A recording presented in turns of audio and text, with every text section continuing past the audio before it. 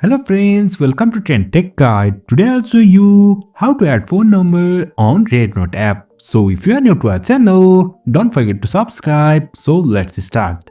First of all, you can see I'm here in my REDnote app. Now to add phone number, on the bottom right you can see here is me, me. Just tap on this and over here you will find your profile. Now to add phone number, tap on this gear icon over here. And over here you can see here is account security. Just tap on this and on the top you can see here is mobile.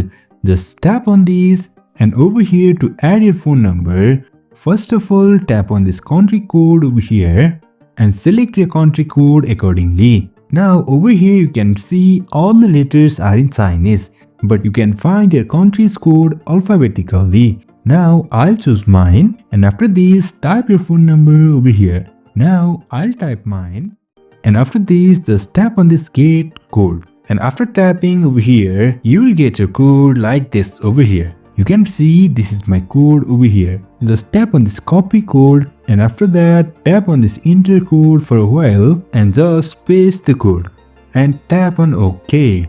And you can see my phone number is successfully added. So in this way we can add phone number on REDnote app. If you find this helpful, don't forget to subscribe. Have a good time.